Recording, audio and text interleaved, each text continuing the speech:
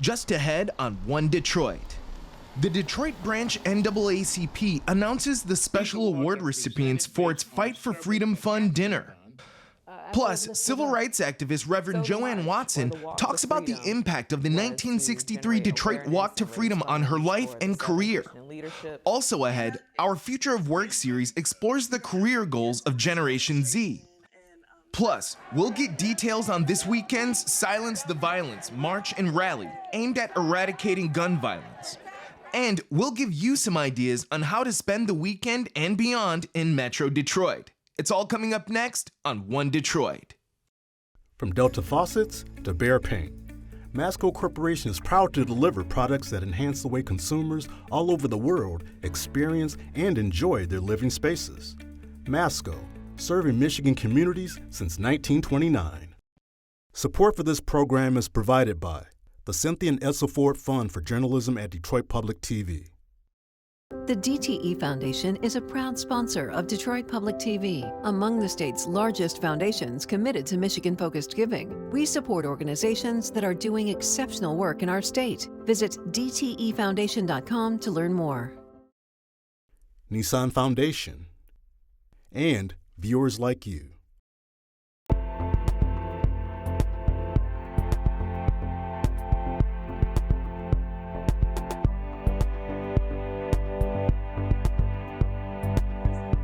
Just ahead on this week's One Detroit, we'll hear from the members of Generation Z about their thoughts and hopes for their future in the workforce. Plus, an Eastside Detroit church brings together thousands to rally against gun violence.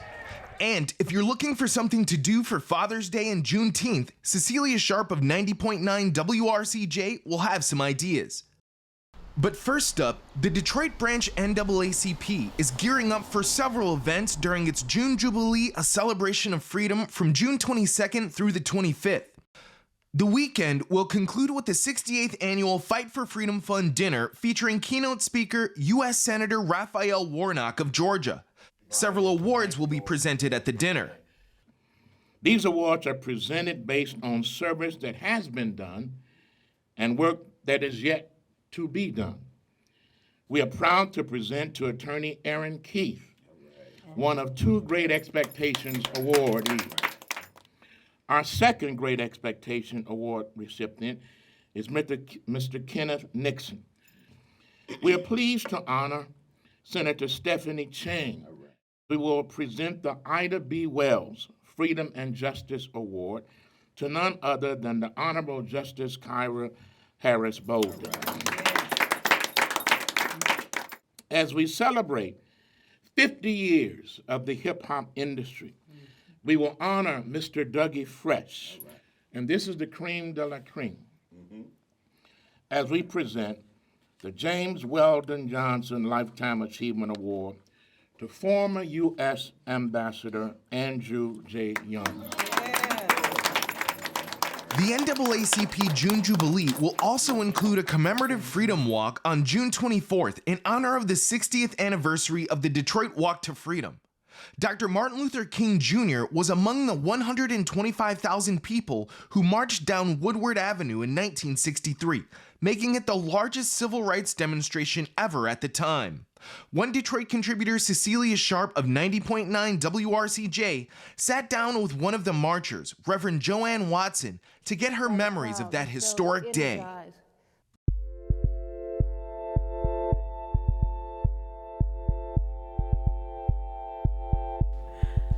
I am here with Reverend JoAnn Watson, and we are talking about the 60th anniversary of the Detroit Walk to Freedom that occurred in 1963, and you were there for that event. What was your experience on that day? It was a magnificent day. I was 12 years old, and my grandparents unexpectedly picked me up. I had no idea where I was headed. We were headed to Cobo to hear Reverend Dr. Martin Luther King Jr. and to see the largest crowd I had ever seen in my life. It was just truly a triumphant event because you felt lifted up by the crowd. You felt energized by the excitement. And my grandmother held my hand tightly as we surged through that huge crowd. For some reason, I never felt tired. We were there a long time, but I felt lifted up.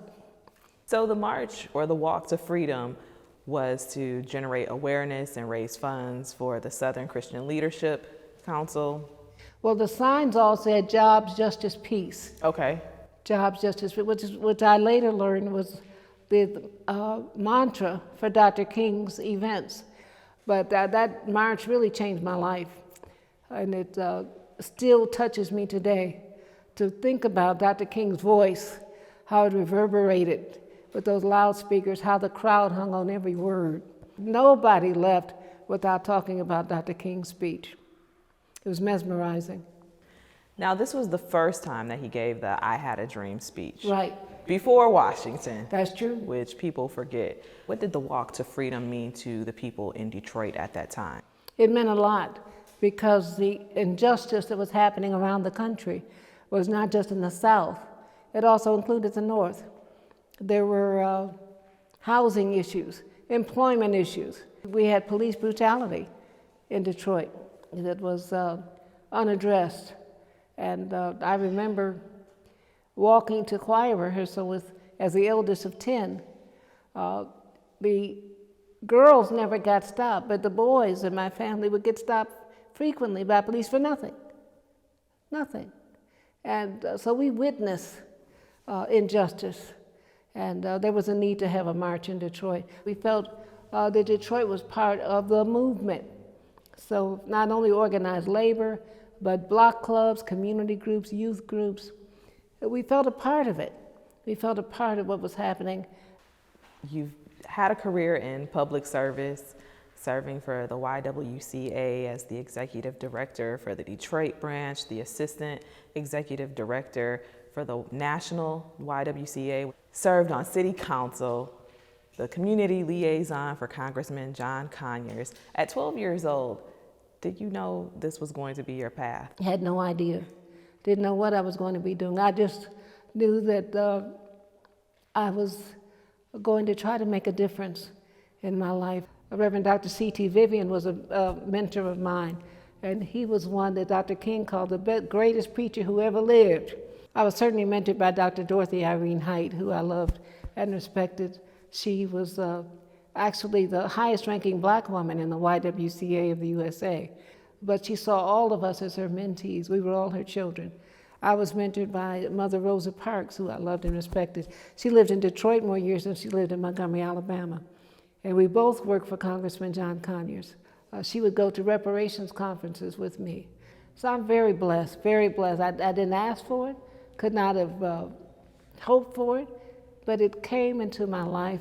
But you continue to share that legacy and you continue to pass it on to the next generations and to the community and to impact change. Can you talk about some of the ways that you have made those changes and the people that you have helped to nurture and mentor and guide? There's a wonderful organization in Detroit called We the People of Detroit, and they have gone door to door making sure people have access to water in Detroit and Flint. They have been galvanizing and organizing around the country and of course in Detroit to make sure that people keep their water on, have access to water. So I've made water as a human right an important part of my legacy and made sure that there's somebody following me who will carry that on in a generational way. Something people may not know about you as you spoke of youth is that you were on the board of American Girl. I was. The doll company. And you had an impact on one of the dolls that was created, Melody. I did. Tell us a little bit about Melody and the inspiration for Melody. They were looking for someone who could help them understand what life was like for a girl in the 60s who was embracing the Motown music sound, which I did, Mattel folks and the American Girl people when they came to Detroit. And I drove them all around the city to show them all the things that made Detroit so unique and special. And also to talk about how Detroit was proudly a part of that '63 march. What can people do today to celebrate the 60th anniversary of the Detroit Walk to Freedom? I think they should identify acts that will help change We're not just here to take care of ourselves. What have you done to help somebody today? If I can help somebody along the way, then my living has not been in vain. Turning now to our Future of Work initiative, One Detroit recently held a town hall in front of an audience at Marygrove Conservancy focusing on Generation Z and their career goals. I spoke with 3 Gen Z guests about their hopes for the future, the types of jobs they've been exposed to as students, and whether they'll stay in Michigan to pursue their careers. Here's a portion of that conversation.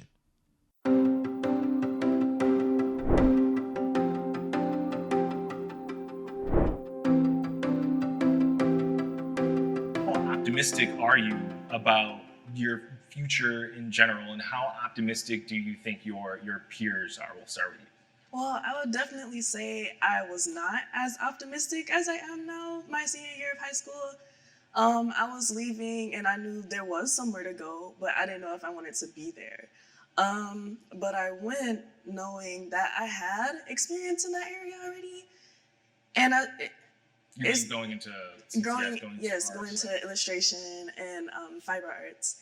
But now that I'm engaging and experiencing at a more professional level, I feel as though this is something I would like to pursue. I do see myself doing this in the future, and I am pretty optimistic of what holds ahead of me. Cool. What about you, Sam?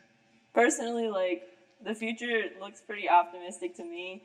I know a lot of my friends, they also probably feel optimistic. We're all going into good universities, or going into a job, or taking a gap year and have a goal for that gap year, want to do entrepreneuring. Everybody's doing their own thing. Everybody's we're done with high school. Let's move on to the future. So it's really, I don't know. Everybody seems happy around. What about you, Kevin? I personally, now with the path that I have taken, I do feel very hopeful, just because there is a large need for trades. However, I know a lot of my friends that are still in university, they are a little bit fearful just because they're not sure what they want to do. Right. And it's hard when you're already going for one thing to then figure out what it is you want to do from there. In your K-12 education, have you had any courses that were geared specifically toward you experiencing, learning about, or making any sort of decisions, or aiming you towards any sort of career pathways or anything like that? Kendall, we'll start with you.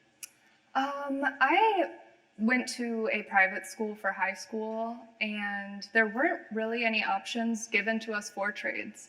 It was mainly pushed to do something, whether it was with science, politics, medical.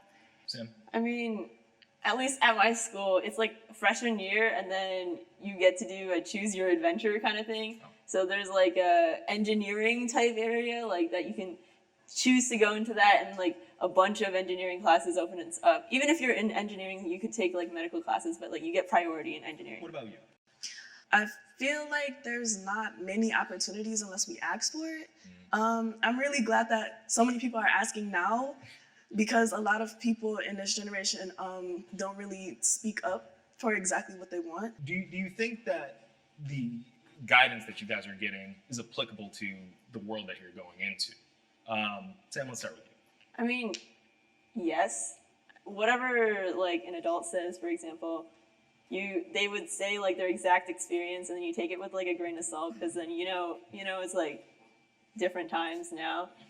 Same thing, grain of salt with everybody else's opinions. I do think that there is a little bit of a lack of understanding of what it is actually like to be in Gen Z per se, navigating the world, because it is changing. There's a lot of things that aren't the same anymore, whether it be, money or buying houses and things of that nature. It's much harder. And I think that, older generations really aren't equipped because we don't know where it's progressing. I usually, when people give me advice on where to go, I usually don't take it to heart unless they have some experience in that field. And even then, I still don't, hold it down in stone. Are you guys planning on staying in Michigan once you've graduated? I see you smiling already, so that doesn't bode well. And Are your peers going to be staying here? What are the conversations that you guys are hearing amongst your friends? Unless you guys can like bend the climate to be a little more warm. Like, I don't think I can stand any more 6-month winters after I finish college. That's fair. Yeah, but everything here is perfectly fine. I think some of my peers are going to stay, but me, I'm not sure. I couldn't say. Sam, what about you? Because Michigan, obviously, engineering is something that we do better than a lot of people in the world. I'm just putting that out there. I know. Please stay. No, Yeah. What is your thought? I'm definitely gonna stay here in Michigan. Like you said, like Michigan's like so great for engineering. So why would I leave? I don't know. I'm gonna stay. But my friends definitely want to leave. Again, it's out of anybody's control. It's the weather. Is it really that, Kendall? Well, you're next. Is it really the weather? Yes. There's snow in Yes. New York. There's the California's I'm not on going fire to New half the York. time. I definitely have to go somewhere like in the middle or in the south. I cannot stay up here. Okay, Kendall, are you staying here? No. The matter of factness. So Yeah. why not? There's a lot of reasons. I feel like it's just because I grew up here. I want to see something different, experience kind of my own story and not just everything I've been around my entire life. And as for my friends, they've either already left Michigan or they are leaving. Personally. And you can see more of the Gen Z conversation at onedetroitpbs.org. Plus, make sure to join us for a virtual Future of Work Town Hall on June 21st at noon on the One Detroit Facebook page. We'll focus on all generations in the workforce in this town hall titled From Boomers to Zoomers, the Generational Impact on the Future of Work.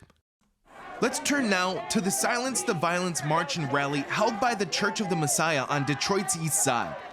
Thousands are expected to come together on Saturday, June 17th to honor the victims of gun violence and find solutions to stop the shootings. American Black Journal host Stephen Henderson spoke with organizer Pastor Barry Randolph about plans for the 16th annual event.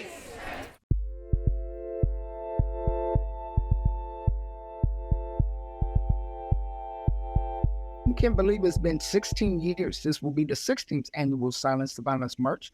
Last year, it had grown so large that other people came and said, hey, we need to be doing this in our city. So we're going to be doing it in other cities across the state of Michigan. So it's going to be in Ann Arbor, Grand Haven, Flint, Kalamazoo, Oxford, Southfield, and Pontiac. And so there will be other cities joining us, honoring the innocent victims of gun violence. Some will hold marches, some will have prayer rallies. Some will be doing sit-ins, but and in Southfield, there'll be a gun buyback. So they're going to be different across the state of Michigan, but it's expanded. Last year, about 1,000 people show up. This year, we expect between 2,000 and 3,000 people. So I want to give you a chance just to talk a little about what's going on. This is a strange time in the city for violence. We've gotten through the pandemic, the awfulness of the pandemic. Everybody, all of us, had to kind of relearn how to function in the world. I feel like after all the loss and disruption of that, and we come out of it to what seems to be shaping up as an era of increasing violence in the city. It's not safer. It's worse. You see it up close with young people. You see it in the community there at the church. What do you think is going on? Why is this happening? Well, Stephen, that is a great question. And one of the things that I think about is now in 2023, the leading cause of death among young people or children under the age of 17 is guns, something 100% preventable. This issue is not all across the world. It is a unique American way of dying. And I think that's something that we need to look at. It used to be accidents or illness, and now it's guns. This is something that we can do something about. And I always have to tell people this has nothing to do with your Second Amendment rights, being able to carry a firearm. This is about getting it out of the hands of people who shouldn't have one. people who don't believe in just carrying a firearm to protect themselves, but who are planning on committing murder. That's really the issue that we're trying to get down to. That's why we're trying to silence that violence. But this is unique across the country. It's not just Detroit, it's everywhere. And firearms, there's an easy access to it. And there's a lot of people who shouldn't have it who have it. And they're taking their anger and frustration out on other people. So times have changed. Yeah. I know you do a lot of work reaching out to young people in your community. Talk about the things that we need to be doing to divert them from this kind of thing. Obviously, marches like Silence the Violence are really important, but you work all year on this issue. Yeah, and what I'd like to tell people too, because people come and say, well, Pastor Barry, marches don't stop gun violence. The march is not to stop gun violence. No. The march is to remember those who died because of gun violence. So we walk around with signs and picture of those. So we want to remember them. And we want to honor them by creating, hopefully, more peaceful communities, more cohesive, strong communities. I let the young people know that I'm 60 years old. So, Stephen, I'm older than you. And I remember a time when gun violence was not the leading cause of death. There was no such word as carjacking or drive-bys, no such words as mass shootings. You didn't hear about this. That wasn't that long ago. So there was a time when this was not as big of an issue as it is now.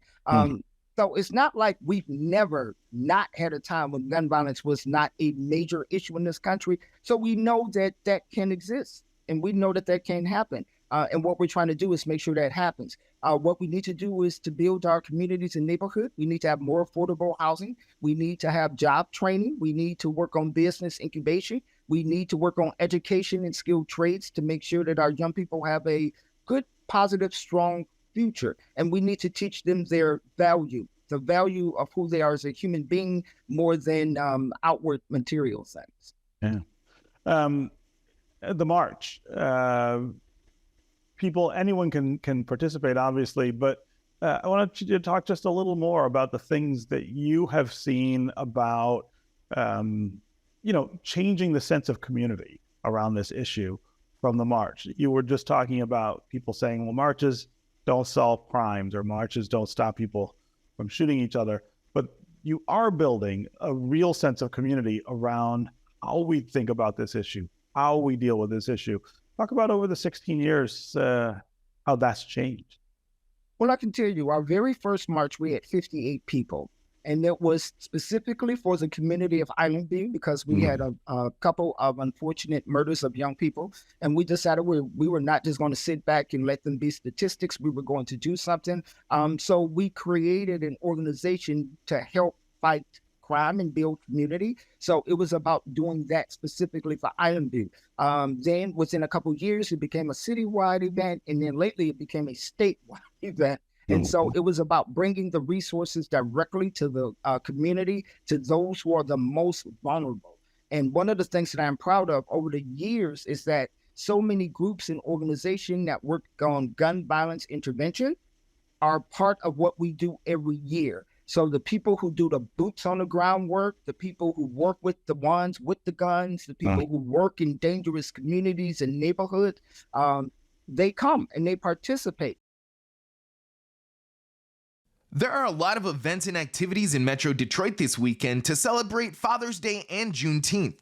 Here's Cecilia Sharp of 90.9 WRCJ with today's One Detroit Weekend. The weekend is just around the corner and there's a lot to see and do in and around the city. So let's get to it.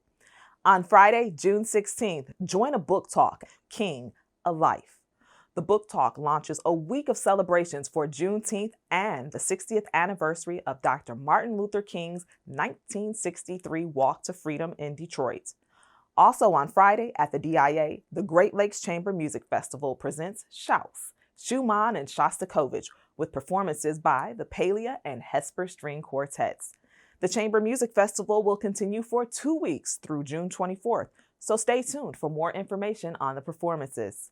If you're looking for a little more speed and thrills in your entertainment this weekend, head to the M1 Concourse, June 15th through 18th, for the extreme experience, where you can jump into supercars like Lamborghinis, Porsches, and more to drive around the world-class racetrack. On June 16th, you can listen to Ben Sharkey at Andiamo's showroom while participating in a wine tasting dinner. Sharkey's jazz, soul, and pop music is set to pair perfectly with the meal. And of course, there are many Juneteenth celebrations this week, including Batch Brewing Company's Beats and Barbecue Block Party, June 16th, the Celebration of Freedom, and the Juneteenth Freedom Fest on June 18th at Eastern Market's Shed 5. There's always so much going on in and around Detroit. Here are more events for you to check out.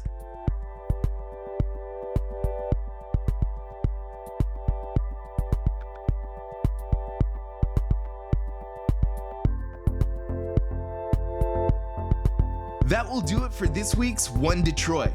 Thanks for watching. Head to the One Detroit website for all the stories we're working on. Follow us on social media and sign up for our weekly newsletter. From Delta Faucets to Behr Paint, Masco Corporation is proud to deliver products that enhance the way consumers all over the world experience and enjoy their living spaces. Masco, serving Michigan communities since 1929. Support for this program is provided by the Cynthia and Essa Ford Fund for Journalism at Detroit Public TV.